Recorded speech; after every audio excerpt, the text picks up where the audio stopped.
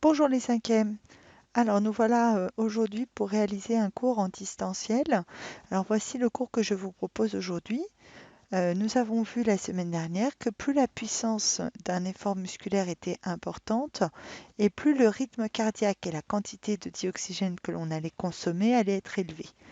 On avait vu qu'il existait des limites qu'on ne pouvait pas dépasser, que ces limites étaient propres à chaque individu et que ces limites correspondaient à une consommation maximale de dioxygène qu'on appelait le VO2 max pour volume maximal de dioxygène consommé.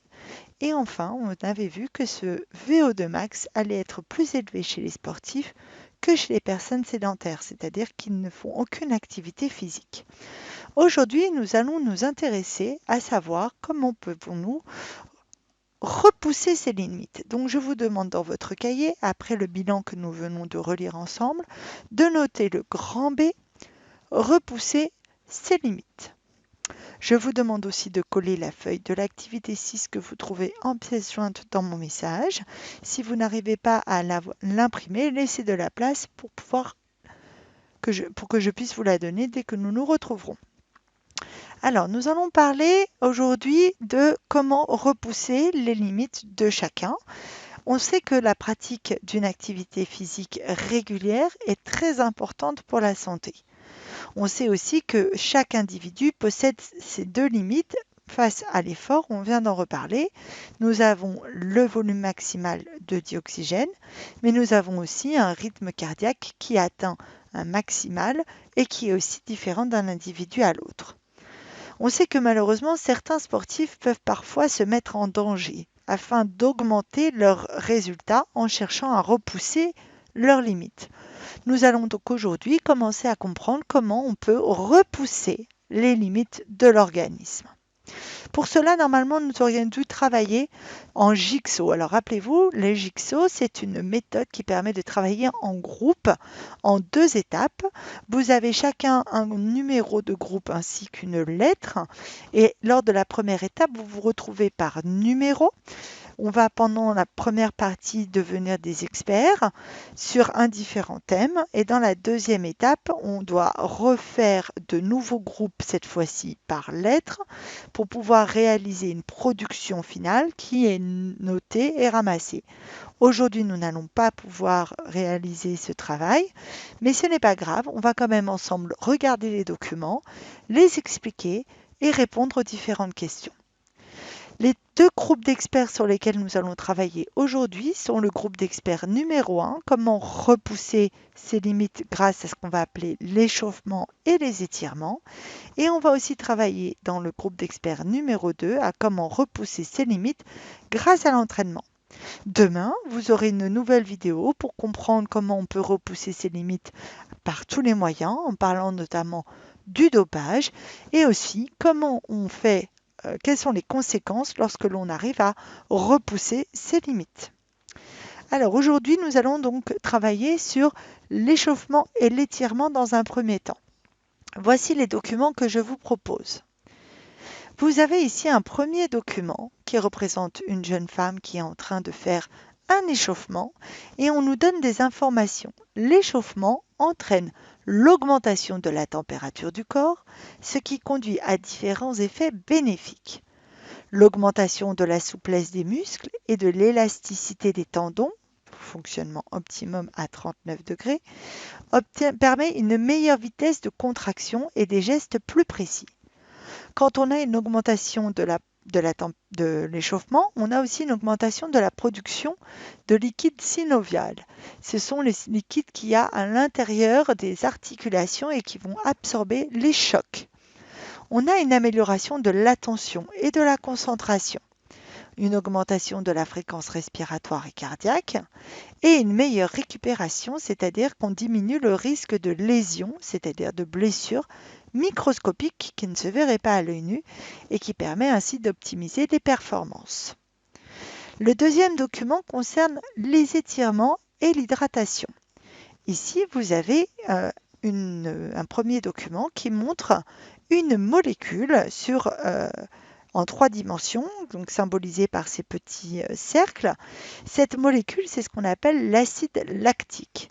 L'acide lactique, c'est une molécule qui se forme dans les cellules musculaires lorsque celles-ci produisent de l'énergie sans utiliser le dioxygène. Lorsque l'effort est trop intense, l'acide lactique s'accumule dans les cellules musculaires, ce qui peut perturber leur contraction. On va avoir ici enfin un dernier document qui montre une jeune femme en train de réaliser des étirements. Et donc ici, le premier document nous indique qu'une récupération dite active après un effort, par exemple par des étirements, permet d'augmenter la vitesse d'élimination de cet acide lactique qui est accumulé pendant l'effort. Deuxième partie, on comprend que s'hydrater avant, pendant et après un effort permet de reconstituer des réserves en minéraux liées à la transpiration et ainsi prévenir une trop grande fatigue musculaire. À partir de ces documents, nous allons répondre à ces petites questions qui sont sur la partie droite de l'activité. Quel est le rôle de l'échauffement? Quels sont les bénéfices de l'échauffement? Est-il important de s'étirer et de s'hydrater après un effort? À quoi sert l'étirement après un effort? Et à quoi sert l'hydratation avant, pendant et après un effort? Enfin, pouvons-nous repousser nos limites grâce à l'échauffement et à l'étirement? Il suffit d'entourer oui ou non selon ce que l'on pense. À vous de jouer!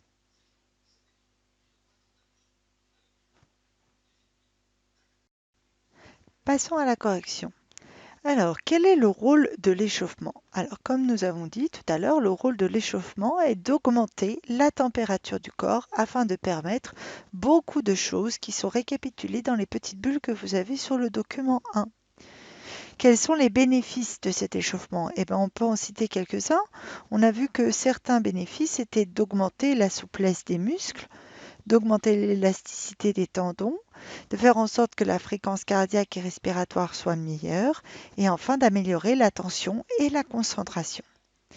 Finalement, est-il important de s'étirer et de s'hydrater après un effort? Oui, il est très important de s'étirer et de s'hydrater avant, pendant et après l'effort. À quoi sert un étirement après un effort? La réponse est dans ce document-là. L'étirement va permettre d'augmenter la vitesse d'élimination de l'acide lactique, qui sont des molécules fabriquées par les cellules musculaires, qui, si elles s'accumulent, peuvent provoquer des perturbations du fonctionnement musculaire. Et à quoi ça sert de s'hydrater avant, pendant et après un effort? Vous avez la réponse ici.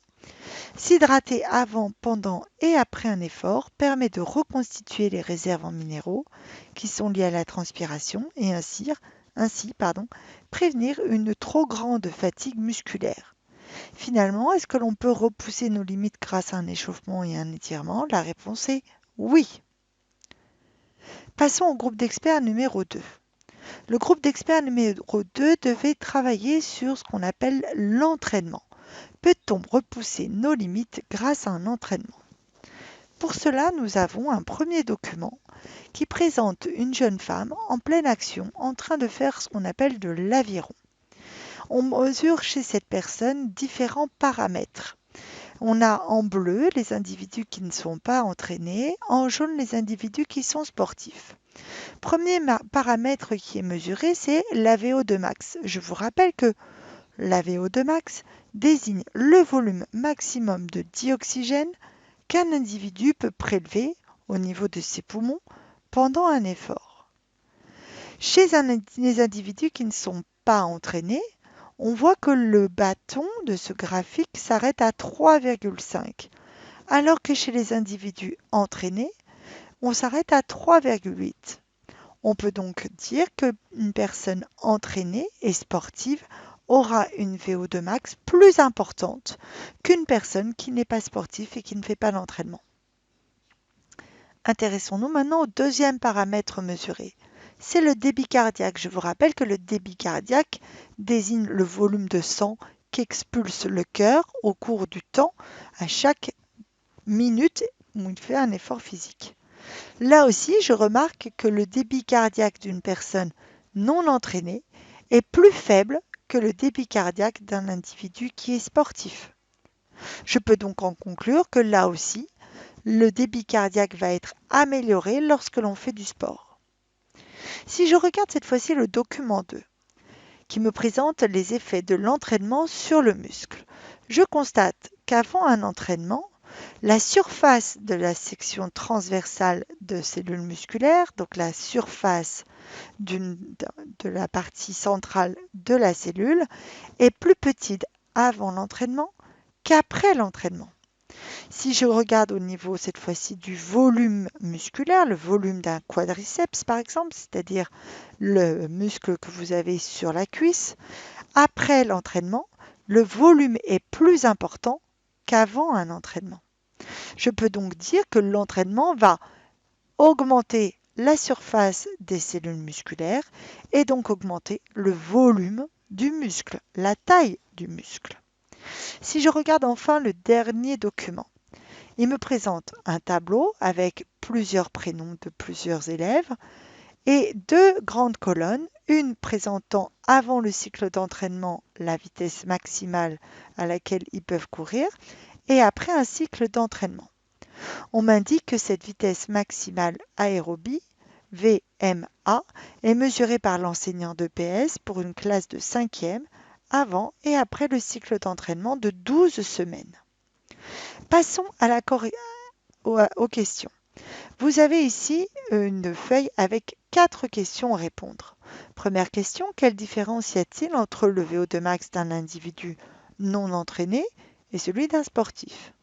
Deuxième question, quelle différence y a-t-il entre le débit cardiaque d'un individu non entraîné et un sportif? Troisième question, quels sont les effets de l'entraînement sur le muscle? Quatrième question, quel est l'effet de l'entraînement sur la VMA dont on vient de parler, c'est-à-dire la vitesse maximale de course que peut atteindre un individu? Enfin, peut-on repousser nos limites grâce à l'entraînement? À vous d'entourer la bonne réponse. Je vous laisse jouer.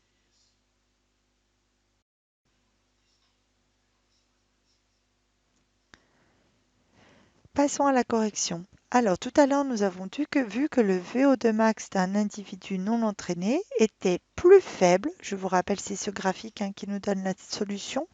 Il est plus faible qu'un individu qui est sportif. On peut donc remplir et écrire qu'on constate que le VO2 max d'un individu sportif est nettement plus important que celui d'un individu non entraîné. Maintenant, on nous demande la deuxième question, quelle est la différence entre le débit cardiaque d'un individu non entraîné et d'un sportif? Cette fois-ci, c'est le second graphique qui nous donne la réponse. Et là aussi, on constate quoi? Que le débit cardiaque d'un individu sportif est nettement plus important que celui d'un individu non entraîné. Quels sont les effets donc de l'entraînement sur le muscle? C'est le document 2 qui nous donne la réponse. On a vu que lorsque l'on avait un entraînement, ça permettait d'augmenter la surface et le volume de nos muscles, ce qui allait entraîner donc une augmentation de la puissance de notre muscle. Et enfin, dernière question, quel est l'effet de l'entraînement sur la VMA, la vitesse maximale de course que peut atteindre un individu? Dans le tableau, lorsque l'on compare les chiffres, on constate qu'à chaque fois, un entraînement va permettre d'augmenter la vitesse maximale que l'individu peut atteindre. Donc on constate que la VMA, c'est-à-dire la vitesse maximale de course que peut atteindre un individu, augmente avec l'entraînement. Finalement, peut-on repousser nos limites grâce à l'entraînement? La réponse est oui. J'espère que vous avez compris l'ensemble de ce que l'on a fait aujourd'hui. Si vous avez des questions, n'hésitez pas à me poser via Pronote. Bon courage!